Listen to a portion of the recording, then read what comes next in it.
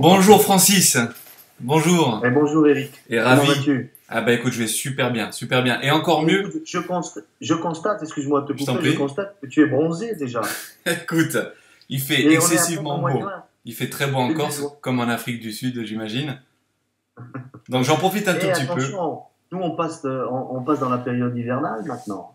Ah, c'est vrai que tu sais que j'ai encore du mal avec ce décalage. Déjà, on avait un fuseau horaire qui s'est rejoint, c'est vrai. Tout, tout comme en Australie. C'est vrai. Il est Voilà. 10 heures Nous, moins le on est dans quart la chez période. moi et 10 heures moins le quart chez toi. Donc pour une fois, on a le même Alors, fuseau horaire. même créneau horaire, puisque quand vous changez d'heure en France, en Europe, dans certains pays, eh ben, nous on a le même créneau horaire, ici en Afrique du Sud. C'est quand vous reprenez vos horaires Qui a le décalage du coup. d'hiver, à ce moment-là, ben, on aura une heure d'écart. En tout cas, Francis, et pour tous ceux qui nous écoutent aujourd'hui, moi je te l'ai dit en off tout à l'heure, parce qu'on a parlé une bonne vingtaine de minutes, même plus, une demi-heure. Déjà, hein, ça passe vite, hein, parle beaucoup tous les deux Même quand même. peut-être 45 minutes. Oui, presque. Donc très ravi de te revoir parce qu'on s'était vu avec grand plaisir donc au GP des Pyrénées de Jean-Louis et Brigitte Ballard.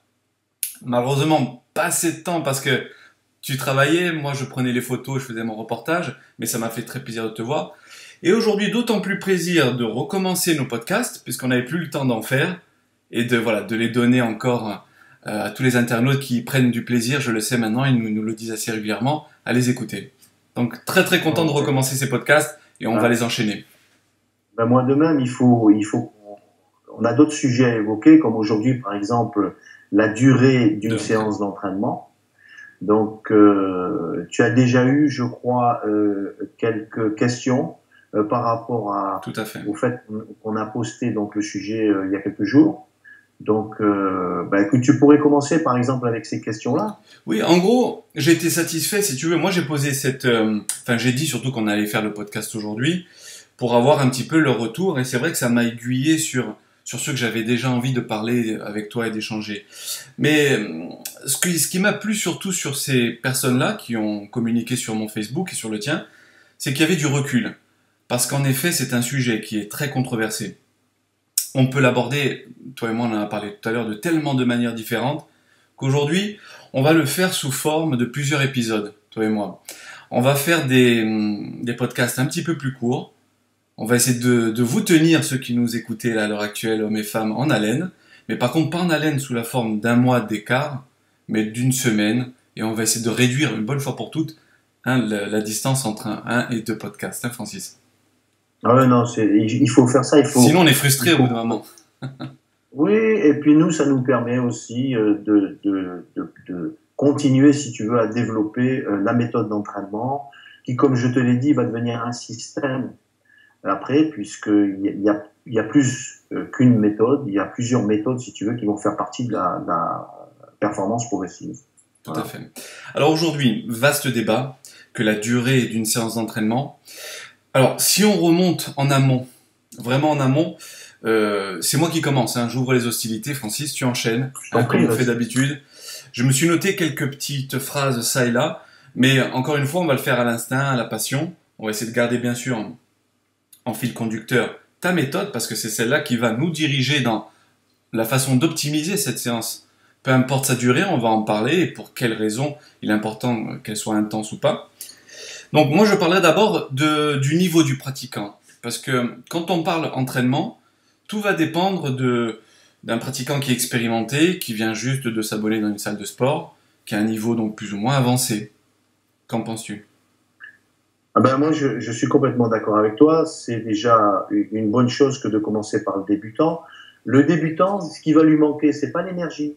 Ce qui va lui manquer, c'est plutôt la partie, si tu veux, expérience pratique. Donc, il va avoir besoin d'un certain temps pour pouvoir euh, être opérationnel, être fonctionnel.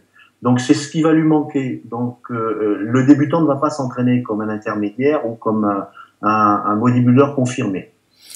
Tu Donc serais... ça c'est important à le dire. Il va falloir qu'il apprenne le gestuel, les postures, la forme d'exécution. Il va falloir qu'il ressente le muscle au travail, la sensation musculaire. Donc tous ces éléments-là, il va falloir qu'il les vive à travers plusieurs expériences, à travers plusieurs entraînements. Et c'est pour ça que lui, il est complètement à part. C'est vrai. Donc il va passer beaucoup de temps à apprendre, si tu veux. Complètement à part parce qu'on l'a tous vécu. Hein. Au début, on a cette fougue en nous et comme on maîtrise pas totalement les exercices, on a du mal à focaliser précisément sur le muscle que l'on veut travailler. Donc on peut en faire plus. C'est assez paradoxal. Quand on est jeune et qu'on connaît moins l'exercice, on peut en faire plus parce qu'on sature moins au niveau de la contraction musculaire, parce qu'on cible moins la fibre. Donc inversement, plus on devient performant, plus on a l'habitude de s'entraîner, plus on a aiguisé ces fameuses connexions neuromusculaires, plus on peut être précis, et d'autant plus avec la performance progressive, plus vite on arrive à générer de l'intensité et parfois, du coup, égale un temps d'entraînement qui est plus court puisque on a optimisé cette dernière. Complètement. Je suis complètement d'accord avec toi, tu l'as bien décrit, tu l'as bien défini. C'est vrai que quand tu as l'expérience et quand tu as aussi des fréquences d'entraînement qui sont là, quand il n'y a pas d'interruption tout au long de l'année et tout, tu gardes la partie technique, théorique, et puis tu gardes grâce à l'expérience, tu vas pouvoir écourter la durée d'une séance d'entraînement. La durée de tes séances d'entraînement, à condition que tu t'entraînes régulièrement et tout au long de l'année. Tu prends un bodybuilder professionnel ou même amateur champion, et s'il arrête de s'entraîner ne serait-ce que quelques mois, lorsqu'il va revenir à la salle, il va pas s'entraîner aussi parfaitement, aussi techniquement que ce qu'il avait l'habitude de faire. Donc pour faire une comparaison, c'est comme quelqu'un qui fait des arts martiaux, qui arrive au niveau de la ceinture noire, et puis qui ne s'entraîne plus. Il va revenir donc sur le tatami, il va pratiquer, et il n'aura même pas le niveau d'une ceinture bleue, s'il a arrêté trop longtemps. Pourquoi? Parce qu'il n'y aura pas la répétition des gestes, l'habitude d'aller s'entraîner, de répéter les mouvements, etc. Donc il n'y a pas que le savoir qui compte, mais il y a aussi la pratique. Savoir, c'est bien.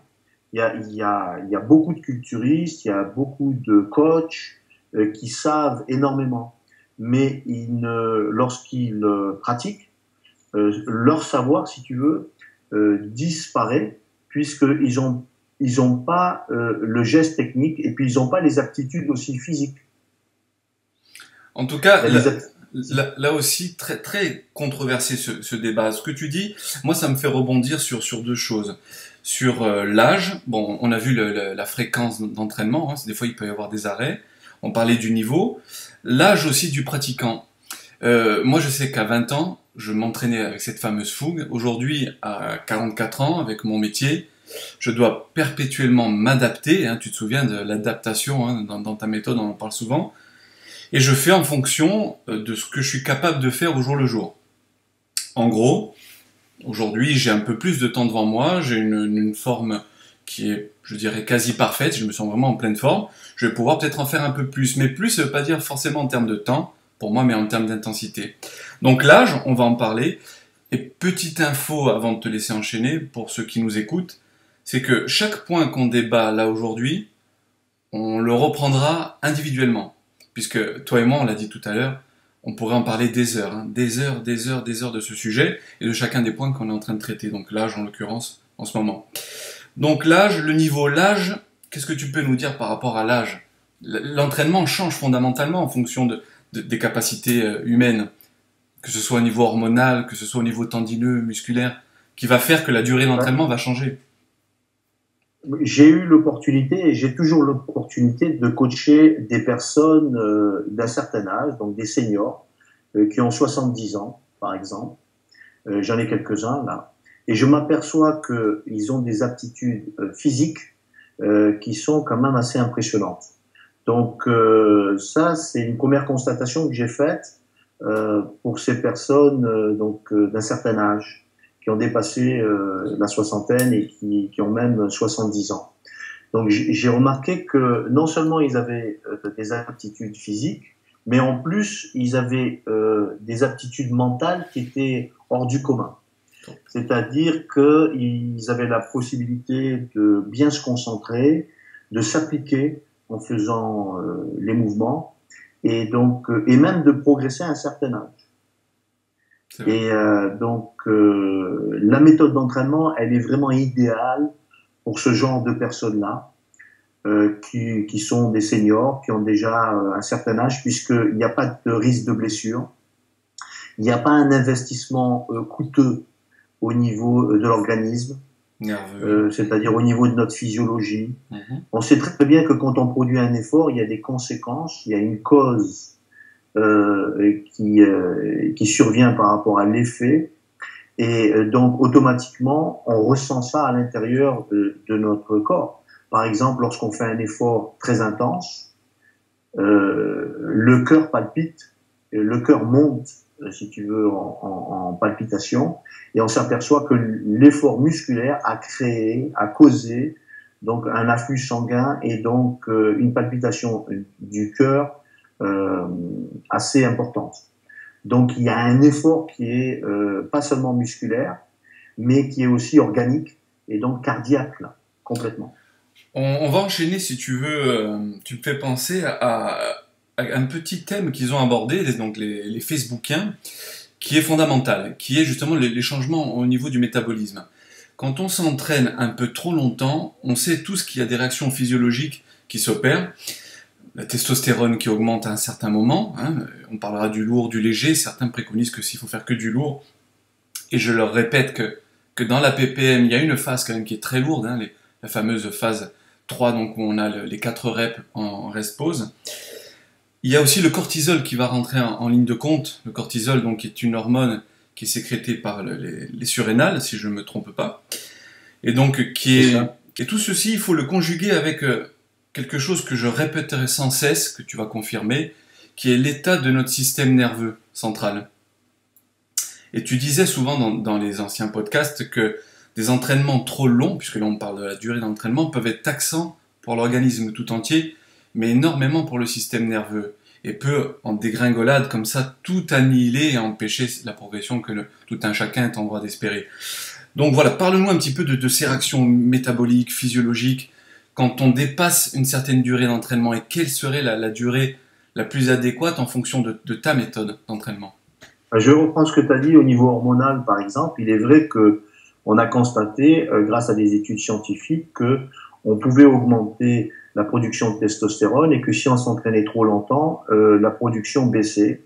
Et ça serait vraiment contre-productif. Contre-productif. Donc, il est important de s'arrêter là où il faut. Mais il faut savoir aussi une chose, c'est qu'une séance d'entraînement a pour objectif de stimuler la croissance musculaire. Donc, il faut aller jusque-là. Il faut aller jusqu'au point où on va pouvoir stimuler la croissance musculaire. Alors, la stimulation de la croissance musculaire, à ne pas confondre avec la production musculaire. Lorsqu'on s'entraîne de façon très intense, on arrive à stimuler la croissance musculaire. Mais on ne produit pas du muscle à l'entraînement. On ne fait que stimuler le mécanisme, si tu veux, de la croissance musculaire. Donc, on a stimulé notre groupe de muscles. Ensuite, la production se fera ensuite au repos. Si je peux rebondir, je t'interromps 2 secondes. Si tu enchaînes sur ça. C'est tellement important ce que tu dis. L'importance, en effet, de préciser qu'on ne construit pas du muscle pendant l'entraînement, mais pendant le repos qui est une notion fondamentale à prendre en compte si on veut espérer progresser. Et la durée d'entraînement, justement, elle va être capitale dans cette notion de capacité à récupérer, à laisser son corps dans des conditions optimales de régénération. On en reviendra un petit peu plus tard. Donc voilà, c'était hyper important ce que tu as dit là, et je voulais simplement le souligner pour ceux qui nous écoutent. Il faut savoir une chose, c'est que lorsqu'on s'entraîne trop longtemps de façon intense, on utilise un maximum d'énergie, de ressources. Énergie et ressources qui devraient être utilisées pour la production musculaire. Donc il faut se méfier, il ne faut pas s'entraîner trop longtemps de façon trop intense, de façon à conserver de l'énergie, d'une part, si tu veux, dans un premier temps, pour récupérer de cette séance d'entraînement intense, et dans un deuxième temps, pour pouvoir produire du tissu musculaire que nous avons au préalablement stimulé. Et petite info pour ceux qui nous écoutent encore une fois, on va en parler et j'aimerais bien qu'on fasse un podcast, toi et moi, avec quelqu'un qui avait l'air un petit peu un extraterrestre ou un étranger dans la sphère Dream Team Bodybuilding Rules, mais il s'agit de Thierry Casasnovas, un ami que j'aime beaucoup en fait, qui parle souvent de fruits, de légumes et d'extracteurs de jus. Allez, je ne vais pas en parler plus aujourd'hui, mais il va nous parler de l'importance justement voilà, de la capacité assimilative, digestive, qui ne peut être adéquate qu'avec un système nerveux en parfait état de fonctionnement. On y reviendra, ça sera un sujet passionnant à aborder et une discussion, je pense, qui va être à bâton rompu entre nous trois. Il y a le rythme de vie, je disais tout à l'heure. Quand on bosse toute la journée, et certains ont des physiques des emplois du temps avec des métiers assez physiques, je vais parler d'un ami, Philippe Floréagne, si tu nous écoutes, au podcast, qui est un athlète quadragénaire, qui est maçon de métier, et je le félicite parce qu'il arrive à s'entraîner quand même très dur, mais il a cette conscience de ce qu'il est capable de faire et à quel moment il faut savoir s'arrêter. Donc, vu qu'on parle, encore une fois, de la durée d'entraînement, cette notion de gestion justement de ses possibilités en fonction aussi de son rythme de vie. Parle-nous un petit peu de ça, s'il te plaît. Ça, c'est très important. Ce qu'il faut savoir, c'est que lorsqu'on arrive à la salle, on a un potentiel. Donc, on a des ressources, si tu veux, qui vont être utilisées par la suite avec notre procédure, grâce à notre procédure. Et c'est là où c'est très intéressant de suivre cette procédure qui fait partie de la performance progressive. C'est que cette procédure va nous permettre, peu importe les ressources de départ, de passer d'un niveau bas à un haut niveau d'intensité, à condition qu'on respecte la procédure. Alors, il est évident que si nos ressources de départ sont hautes, si nous avons un maximum d'énergie, si nous sommes en forme en début de séance, la procédure va être plus courte. C'est-à-dire qu'on va pouvoir atteindre le haut niveau d'intensité en moins de temps. Maintenant, on va pouvoir aussi, si on est fatigué, si on n'est pas en forme, augmenter le niveau d'intensité en respectant les clauses, si tu veux, les éléments de la procédure, le protocole de la procédure. On va pouvoir le faire. Donc, ça donne une chance aux gens qui sont fatigués de pouvoir au moins conserver l'acquis au niveau performance et au niveau développement musculaire. Donc, tout ce qu'on va aborder aujourd'hui, à prendre vraiment avec beaucoup de recul. Essayez au fur et à mesure de ce que l'on aborde, Francis et moi, de vous mettre à notre place, de vous dire, je suis dans ce cas-là, mais pas tout à fait, donc j'adapte. Et vous faites en fonction de ce que l'on dit, vous vivez surtout votre propre expérience, car tout ce que l'on dit ne peut être qu'individualisé.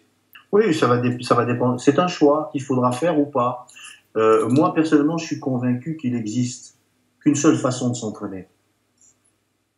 Allez, vas-y. La bonne. La bonne. Et c'est aussi simple que ça à résumer. La bonne, oh oui, c'est tellement simple. C'est un jeu d'enfant, là. Là, je m'amuse en ce moment. La bonne, mais celle qui sera durable dans le temps. Puisque si on a une méthode d'entraînement, si on a une façon de nous entraîner qui va être, je reprends les termes que tu as utilisés auparavant, trop taxante, trop demandante pour l'organisme tout entier, et notamment pour le système nerveux, nous allons nous surentraîner. Pas forcément en durée ou en fréquence, mais nous surentraîner au niveau de l'intensité, puisque nous avons causé une dette vraiment profonde au niveau de l'organisme. Il va falloir rembourser cette dette, et pour ce faire, il va nous falloir des jours de repos. Sachant aujourd'hui que l'individu est obstiné et obsédé par la fréquence des muscles à entraîner au sein d'une semaine, c'est vrai. Le surentraînement va être d'autant plus important. Mais ce qui va se passer, c'est que avec des entraînements très forts en début de séance, on va finir en fin de semaine avec des entraînements très faibles au niveau de l'intensité. Certes, on va pouvoir utiliser des poids lourds, des répétitions rapides, on va pouvoir changer les amplitudes de travail, ne pas avoir les postures qui conviennent et tout, et continuer à s'entraîner dur, oui, lourd, oui, très lourd aussi, mais surtout pour l'organisme, pour les os, mais pas trop pour le muscle exercé. Ça me permet de rebondir. Je regarde en même temps l'heure parce que, eh oui, les internautes, dans pas longtemps, nous, on va faire une première coupure. Parce que, comme je vous l'ai dit, on va faire plusieurs épisodes. Plus facile pour vous qui nous écoutez à les synthétiser, à les absorber, à les digérer et à les relayer. Parce que je compte sur vous, chaque internaute, pour que les vidéos ne fassent pas 3000 vues. Les vidéos de Francis, moi je le dis, c'est pas parce que je suis là avec lui, doivent faire 10 000, 100 000 vues. Donc mobilisez-vous. Aidez-nous à propager une vision du bodybuilding, de l'entraînement et de la vie en général, hein, puisqu'on parlera de diététique aussi, saine, surtout saine. Alors, ça me permet de rebondir sur des gens qui m'interpellent et qui me disent « Mais Eric, le surentraînement, ça n'existe pas. Regarde les athlètes comme Arnold Schwarzenegger ou les autres. » Ou les robots. Oui, ou les robots qui s'entraînaient. Alors, si on les prend ordinateurs non plus. Si on prend Arnold, il s'entraînait, c'est vrai, très très longtemps. Mais je suis obligé tout de suite d'insister, presque de taper du poing, de dire mais quel est son physique, quel est son métier, quel était son métier, quelle était l'aide chimique qu'il avait aussi derrière lui. Il faut être un petit peu réaliste. Je sais que ceux qui nous écoutent aujourd'hui, il y en a 90%, pour reprendre un de tes termes dans un ancien podcast, j'irais même jusqu'à 98%, qui n'iront jamais fouler la scène d'une compétition. Ce sont des gens qui ou s'entraînent pour leur bien-être, ou pour se muscler, ou pour maigrir, ou pour complémenter un autre sport. Et ces gens-là, ils n'ont rien du tout à voir avec l'Arnold Schwarzenegger que l'on voit dans Pumping Iron. À contrario, et je t'engage maintenant à enchaîner sur ça, on a d'un côté ceux qui s'entraînaient très longtemps, donc les Arnold et autres, et ceux qui s'entraînaient très court. Mike Manzer, Dorian Yates. Allez, on enchaîne sur ça, Francis. Bon ben ça c'est bien, merci de me donner des éléments. Ce qu'il faut savoir, c'est que Arnold Schwarzenegger, à l'époque où il s'entraînait très intensément et très longtemps, il avait un certain âge. Bon, il avait la vingtaine. Donc, il a commencé donc à faire ses premiers Olympiades, je crois, il avait 21 ans. Et il a fini sa carrière, 21 ou 22, il a fini sa carrière à 28 ans. Donc ça, c'est un premier élément. Très important. En plus de ça, il était très passionné, très déterminé, il avait un mental hors du commun et il voulait absolument gagner plusieurs Olympiades et c'est ce qu'il a fait. Donc il avait donc une grande motivation puisqu'il voulait conserver son titre suprême de Monsieur Olympia. Donc il s'entraînait effectivement très fréquemment, il s'entraînait même 2 fois par jour. Et il s'entraînait 2 heures le matin, 2 heures l'après-midi. Mais il faut savoir aussi que c'était des périodes de compétition, à ne pas confondre avec une période hors saison, hors compétition. Donc il s'entraînait effectivement de cette manière-là, mais uniquement, je ne sais pas, peut-être 4-5 mois avant un Monsieur Olympia.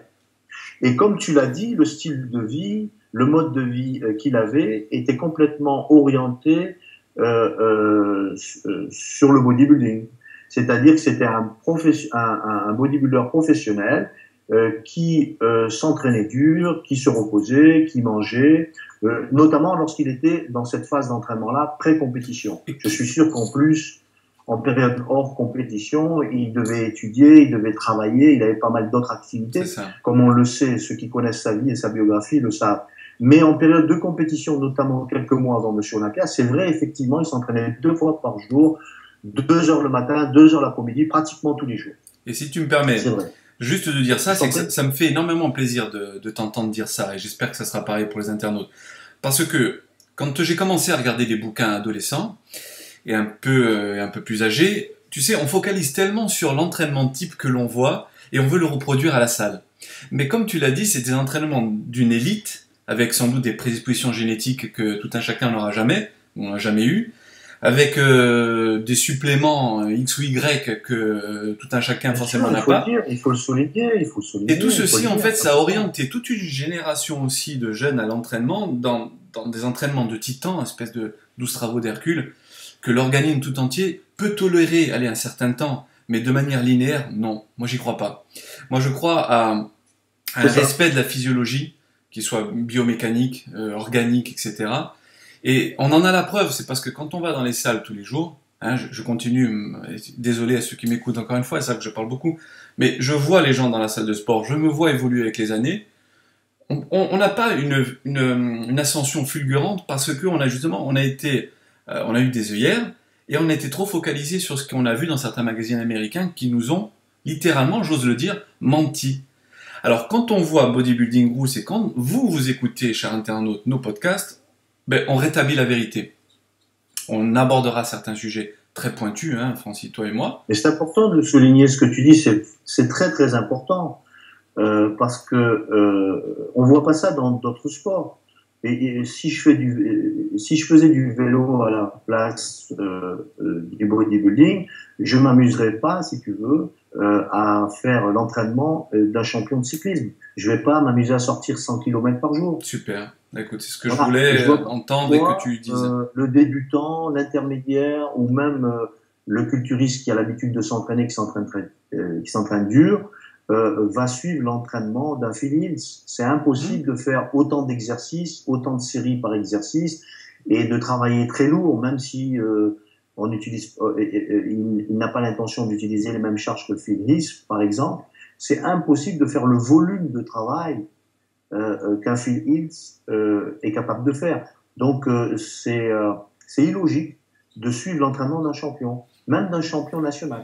Mais reparlons de Yates parce qu'il me fait penser à ta technique dans le HIIT en fait. Très court, très intense, très ciblé en tout cas.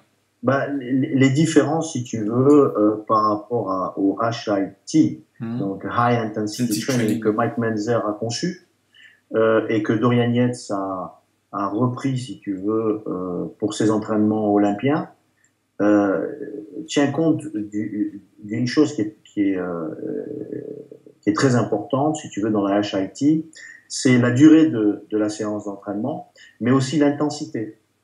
L'intensité tient compte de la durée. C'est-à-dire que si on fait un maximum d'efforts en un minimum de temps, on s'entraîne de façon très intensive. Et c'est ce que Mike Menzer préconisait, et c'est ce qui a été suivi par Dorian Yates. Dorian Yates s'entraînait pour les Olympias un maximum de 4 fois par semaine, pas plus. Alors, Francis. Et je crois que son premier Olympia ou ses premiers concours qu'il a fait à très haut niveau, professionnel, oui, il a mis les champions, etc., il ne s'entraînait que 3 fois par semaine et il ne s'entraînait pas plus de 45 minutes, à 1 heure maximum. Échauffement y compris. Je te propose, Francis, de faire une coupure. Donc cet épisode s'arrête là. Pour les internautes, il faudra attendre un tout petit peu de temps. Nous, on enchaîne tout de suite par contre. Donc je dis à tous les internautes, suivez bien la suite de cette série parce qu'elle va être passionnante sur la durée de l'entraînement. On va aborder un maximum de sujets. Il risque d'avoir même 5, 6, 7, 8, 10 épisodes, je ne sais pas combien. Mais nous, on enchaîne juste après la pause. Et vous les internautes, je vous dis à très bientôt. Francis, merci encore. Et rendez-vous au prochain épisode. Au prochain. À bientôt. Dans peu de temps. Ciao, ciao. À bientôt. À bientôt, Eric.